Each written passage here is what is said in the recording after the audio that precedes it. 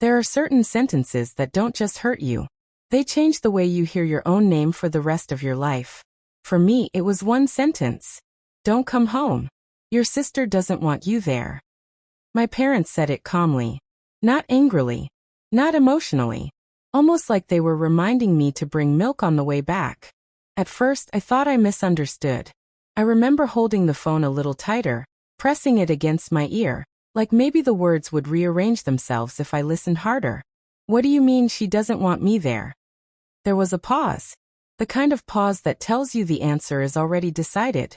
She's going through a lot, my mother said. You being here will only upset her.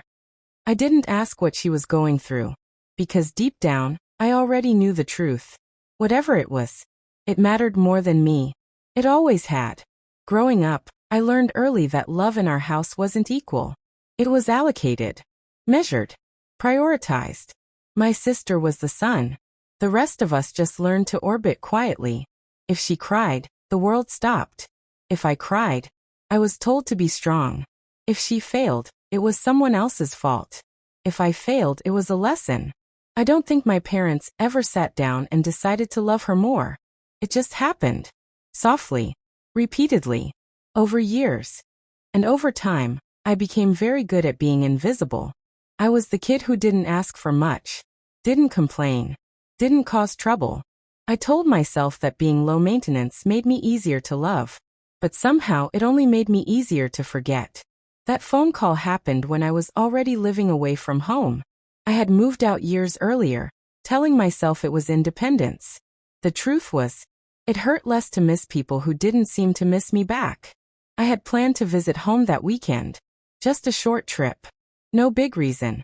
I just wanted to sit at the kitchen table again. Eat food that tasted like childhood. Feel like I belonged somewhere. Instead, I was told not to come. Because my presence would be inconvenient. I said okay. I said it automatically. Like I always did. After the call ended, I sat there staring at my phone. Waiting for something to happen inside me. Anger. Sadness. Tears. But what I felt instead was something quieter. Confirmation. There's a strange pain that comes with realizing you were right all along. That the fear you tried to ignore wasn't insecurity. It was intuition. That night I didn't sleep. I replayed moments from my childhood that suddenly made sense. The birthdays where my gifts were smaller. The family photos where I stood slightly off to the side. The school events they missed for me but never for her. I remembered once telling my mom I felt left out. She laughed softly and said, "You're imagining things." That sentence stayed with me longer than she ever realized. Because when someone tells you that your pain isn't real, you stop trusting yourself. Over the years, I learned how to downplay my own feelings. I learned how to say it's fine, even when it wasn't. Especially when it wasn't. After that phone call, something shifted. I didn't argue. I didn't beg. I didn't explain. I simply stopped trying. Weeks passed. Then months. No calls asking how I was doing. No messages checking in. And I told myself it didn't matter. But every holiday felt heavier. Every birthday quieter. I watched other people complain about their families, about annoying parents, dramatic siblings, and I envied them. Because at least they were wanted. There's a different kind of loneliness when the people who raised you decide you're optional. I built a life anyway. Because you have to. I worked. I paid bills. I smiled in public. But there was always a small, aching space inside me that whispered, if your own family doesn't choose you, who will? Sometimes late at night, I wondered if things would have been different if I were louder, or softer, or better. Maybe if I had achieved more, earned more, become someone impressive enough to regret losing. But the truth is, love that needs proof isn't love. It's a transaction. And I was tired of paying for something that never came back. The last message I ever sent my parents before everything changed was simple. I hope you're well. No acquiescence. No explanations. Just a quiet goodbye disguised as politeness. They didn't reply. And that silence became my closure. What I didn't know then, what none of us could have known, was that years later, the same people who told me not to come home would be standing in a room filled with flowers, music, and witnesses, watching me begin a life they were never part of. But that story hadn't started yet. When you accept that you are not wanted, you don't collapse right away. That part comes later. At first you become practical. You tell yourself things like, people are busy. Families are complicated. This is just how life works. You shrink the truth until it feels manageable. I told myself I didn't need them. That independence was strength. That distance was maturity. But independence built on rejection has a hollow sound to it. Like clapping in an empty room. The first year without my family felt unreal. Not dramatic. Just quiet. No arguments. No check-in calls. No one asking if I made it home safely. At first, I kept expecting them to reach out. I'd see my phone light up and feel that tiny spark of hope. The kind you hate yourself for still having. But it was never them. Slowly, hope learned to sit down. I stopped mentioning my family when people asked about them. It was easier to say, they're fine. That sentence can mean anything. And no one ever asks follow-up questions. I focused on work because work doesn't ask where you come from. It only cares about what you can produce. I stayed late. Volunteered for extra shifts. Said yes when I should have rested. Being useful felt safer than being loved. At night, though, the silence grew louder. There were moments, small, stupid moments, that hurt the most. Seeing someone my age talk to their mom in a grocery store. Watching a sibling joke that only they understood. Hearing someone complain about family dinners they couldn't escape. I would smile politely while something inside me folded in on itself. Because no one tells you how lonely it feels. To have nothing to complain about. Holidays were the worst. I learned to keep myself busy during them. Extra work. Long walks. Background noise, just to avoid hearing my own thoughts. I told myself traditions were overrated. But deep down, I miss being expected somewhere. Years passed like this. And somewhere along the way, I stopped waiting. That's when something unexpected happened. I started learning who I was. Without trying to earn anyone's approval. When no one is watching, you stop performing. I realized I laughed differently when I wasn't being compared. That my opinions felt stronger when I wasn't worried about being dismissed. That my kindness wasn't weakness. It was survival. For the first time, my life felt mine. And then I met someone. Not in a dramatic way. No sparks. No destiny. Just a quiet presence that didn't demand anything from me. They listened. Not politely. Not patiently. Genuinely. They didn't rush my silences or minimize my past. When I talked about my family, they didn't try to fix it. They just said, that must have hurt. And something in me cracked open. Because it was the first time someone acknowledged my pain. Without questioning it. Loving them felt unfamiliar. Not intense. Not chaotic. Just steady. I kept waiting for the part where I'd be told I was too much. Or not enough. But it never came. Instead they chose me. Every day. Without conditions. And that scared me more than rejection ever did. Because rejection feels familiar. Love asks you to trust. I didn't tell my parents about them. Not because I was hiding. But because I didn't feel the need to explain my happiness to people who weren't part of my healing. Time passed. We built a life quietly. And then one day, as we sat talking about the future, they asked me a simple question. What would your family think? I didn't answer right away. Because the truth was, I didn't know. Not because I hadn't thought about it. But because their opinions no longer shaped my choices. For the first time, that realization felt powerful. I wasn't doing life to prove anything. I was doing it to live. When we decided to get married, it felt surreal. Joy has a strange way of reminding you what you lost. I was happy, deeply, genuinely happy. But there was also a quiet grief beneath it. Not for my parents as they were, but for the parents I wished they had been. I hesitated before sending the message. Not because I wanted permission, but because some part of me still believed closure needed witnesses. The message was short. I'm getting married. No blame. No explanation. Just a fact. Days passed. Then weeks. And just when I assumed silence would answer for them again, my phone rang. And everything I thought I had healed suddenly felt fragile. Because some doors don't stay closed. They wait. I stared at my phone while it rang. For a moment, I considered letting it stop on its own. Silence had been our language for years. Why translate it now? But something in me, not hope, not fear, just habit, made me answer. Hello. My mother's voice sounded older. Not weak. Just tired. She said my name the way people do when they're unsure they still have the right to say it. We heard your message. I didn't respond right away, because I didn't know what tone to choose. Polite felt dishonest.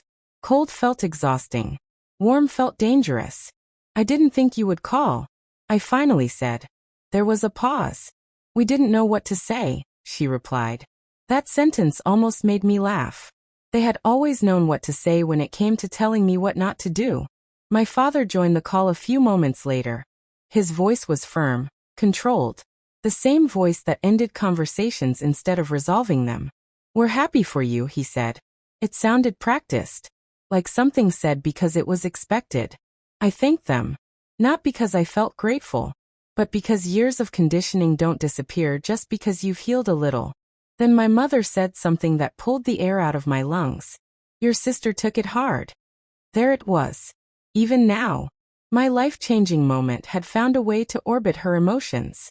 She feels like you shut us out, my mother continued. She doesn't understand why you disappeared. I wanted to ask when disappearing became a choice instead of a consequence. But I didn't. Instead, I listened. Because that's what I'd always done. They talked about misunderstandings, about stress, about how difficult things had been for everyone. No one mentioned the phone call. No one mentioned telling me not to come home. Pain unnamed has a way of being rewritten. At one point, my father said, "You should have reached out."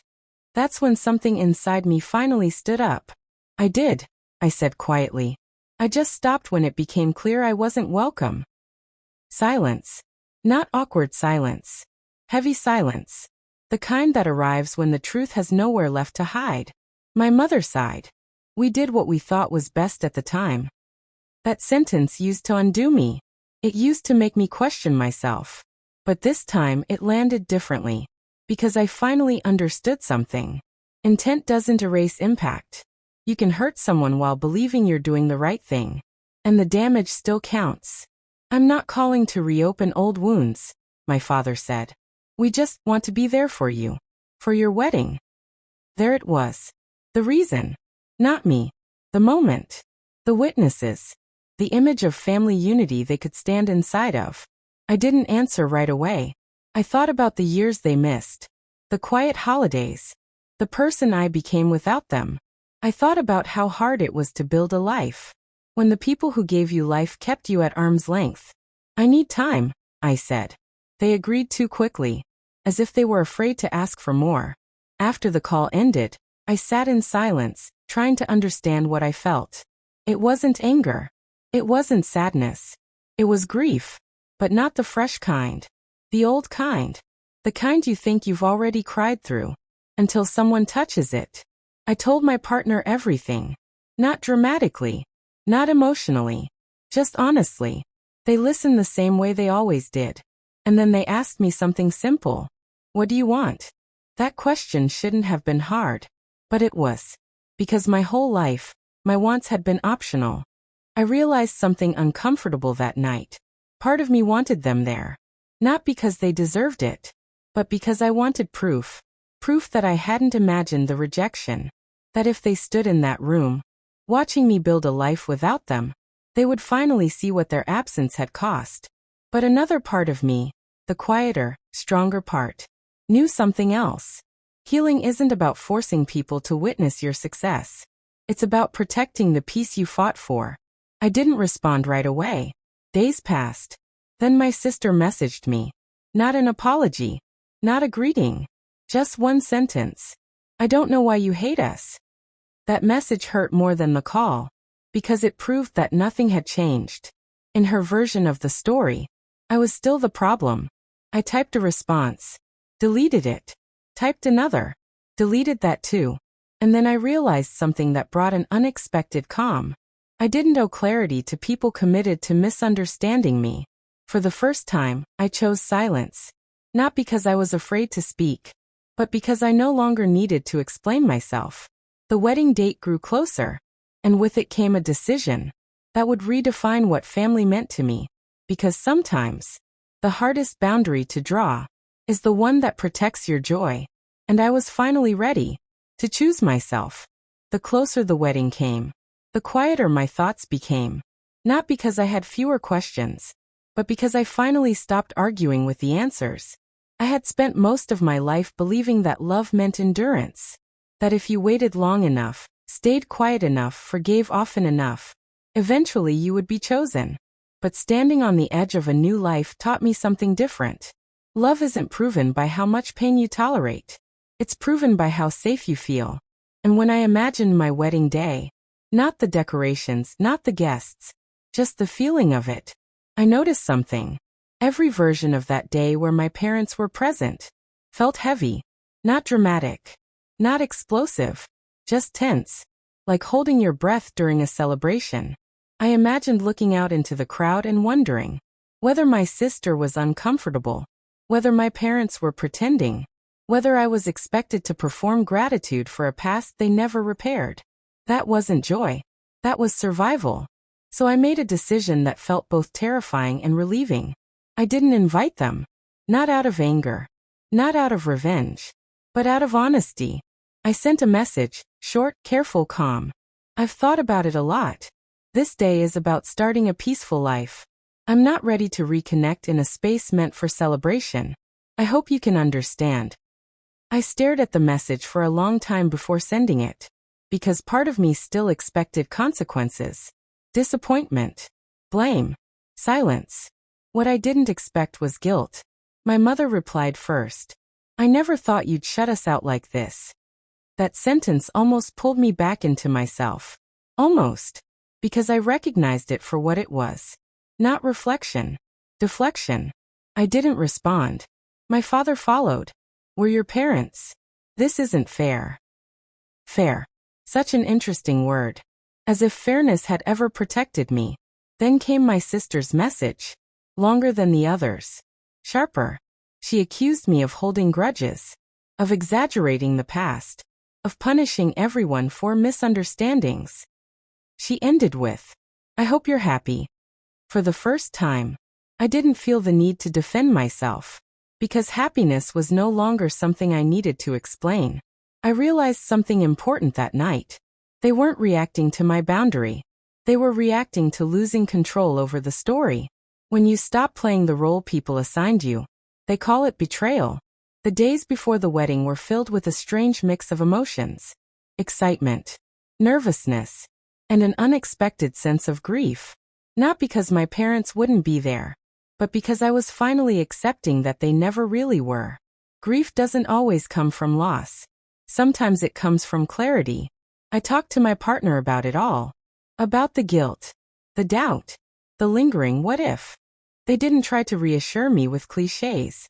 They just said, you're allowed to protect what we're building. That sentence stayed with me, because it reframed everything. This wasn't about excluding people. It was about choosing an environment where love didn't need to brace itself. As the wedding day approached, I noticed something unexpected. I felt lighter. No tightness in my chest. No rehearsed conversations in my head. Just presence. Friends checked in. People who had watched me grow quietly. Who knew my history without needing me to justify it. These were the people who showed up without obligation. And I understood then. Family isn't defined by who shares your blood. It's defined by who shares your peace. The night before the wedding, I thought about the phone call from years ago. Don't come home. Back then it felt like exile. Now it felt like the beginning of something I hadn't understood at the time. Freedom. I didn't sleep much that night. Not because I was anxious, but because I felt something unfamiliar. Safety. And just when I thought the chapter had closed completely, something happened that reminded me why healing is never linear. Because sometimes, the past waits until the moment you feel strongest. To ask one last question. The morning of my wedding arrived in a quiet, unassuming way. Sunlight poured through the windows, spilling onto the floor. But there was no nervous tension, no frantic pace, no frantic need to prepare for approval. I felt calm. For the first time in decades, calm didn't feel fragile.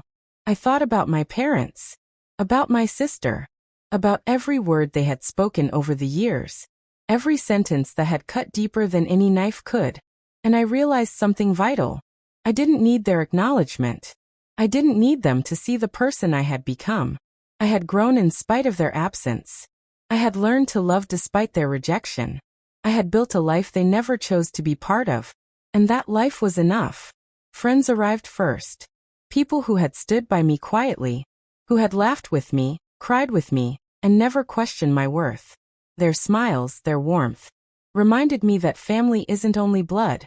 Family is presence, care, loyalty. It was strange to feel so surrounded by love. After so many years of being invisible, the ceremony began. Everything felt right. Simple. Honest. There was no weight of judgment pressing down on my shoulders. I realized I was walking into something that was mine, fully, entirely mine. Without guilt, without fear, without expectation. Halfway through, my phone buzzed quietly in my pocket. A message. From my sister. She asked where we were. Not a congratulations. Not a wish of happiness. Just a question that felt like a test. I ignored it. Because for once, my happiness didn't need validation. During the vows, I looked at my partner. Not the one who was polite or careful. Not the one who listened because they were supposed to. The one who truly saw me. Who had held the broken pieces of me, without trying to rearrange them for their own comfort. As we spoke our promises, I realized something profound. This was the first time in my life I had stood in a room of witnesses and felt completely, unquestionably accepted. Not by parents, not by siblings, but by the people who mattered. Later in the reception, my phone buzzed again. Another message. From my parents. I hope you are happy, my mother wrote. A simple sentence, but heavier than any words they had ever spoken. My father's message followed. We made mistakes. We're proud of you. And my sister. She had written, finally. I don't know if I can forgive everything, but I hope you're okay. I read their words carefully. Not with anger. Not with desperation. But with recognition. I realized that their messages weren't an apology. They weren't validation. They weren't even reconciliation. They were the acknowledgement of absence. The quiet, belated recognition of the life I had built. Without them, despite them. And in that moment, I understood that happiness is not measured by approval. It's measured by peace. By courage. By the willingness to keep walking forward. Even when the people you expect to follow stay behind. I slipped my phone into my pocket. Turned back to the room. To the laughter and the warmth surrounding me. I felt tears gather at the edges of my eyes. Not of sadness, but of relief. Of liberation. Of finally belonging somewhere entirely on my own terms. Later, as the night settled and guests left, I sat with my partner quietly. We did it, I whispered. Yes, they said. And it's perfect because it's yours. And I knew deep down that the chapters of grief, rejection, and solitude had led me here, to a love and peace I had always deserved, but had to fight for myself. I had survived the years of being unwanted. I had learned to protect my heart. I had chosen boundaries over fear. And for the first time, I felt truly whole. Because some doors close not to punish you, but to lead you to the rooms that are meant for you. And this room, this life, this wedding, this love, was finally mine. After the wedding, the world seemed different. Not louder. Not brighter. Just quieter. The kind of quiet that lets you hear yourself think, finally, without judgment. I sat in the empty living room of the hotel suite, my partner beside me, and I thought about all the years that had led to this moment. Years of waiting, of hoping, of shrinking myself to fit spaces that were never meant for me. Years of wondering if wanting to be seen was too much, if needing love was too much, if being me was too much. It had been too much for them, for my parents, for my sister, but it wasn't too much for the life I had built, or for the person I had chosen to love. I remembered nights alone, lying awake, thinking about whether I would ever be happy, thinking about the voices that told me I wasn't enough, thinking about the quiet sting of not being noticed by people who were supposed to notice me first. And yet here I was, happier than I had ever allowed myself to imagine. Because happiness, I realized, wasn't about them. It was about me. It was about choosing myself, again and again, until it stuck. I thought about forgiveness. Not the easy kind. Not the kind where you erase the past, but the kind that allows you to breathe. The kind that lets you say, I survived, I grew. I am not defined by your absence. I didn't feel the need to reply to my sister. Or my parents. Not yet. Because some stories don't need immediate closure. Some wounds need time to be remembered. And some need to remain quiet. So you don't reopen the pain you've already healed from. Instead, I looked at my partner and smiled. Do you realize, I said, how much work it took to get here? They nodded. Yes, they said. But you did it. And I had. I had carried all the hurt, all the silence, all the rejection. And somehow, I had emerged whole. The truth was simple. I didn't need my family to validate my life. I didn't need them to witness my happiness. I didn't need them to understand my choices. I only needed to understand myself. And for the first time I did. I reflected on the person I had been. The invisible, quiet child who longed for acknowledgement. The lonely teenager who wondered if being forgotten meant I wasn't worth loving. The adult who waited for doors to open that never would. And I realized, every closed door had forced me to build a stronger one of my own. Every rejection had taught me resilience. Every silence had shown me how to listen to my own voice. I thought about my parents, my sister, and the life they had tried to define for me. And I forgave them, not because they asked, not because they deserved it, but because I was done carrying the weight of their choices. That night, as I drifted into sleep, I felt a sense of peace I had never known. A quiet, enduring peace. The kind that doesn't depend on anyone else. The kind that grows from within. And in that peace, I knew something else. The story wasn't over. There would always be echoes of the past. But I no longer had to let them dictate my present or my future. Because now, finally, I had chosen myself. And that choice was stronger than any rejection, any silence, any absence. It was mine. And it was enough.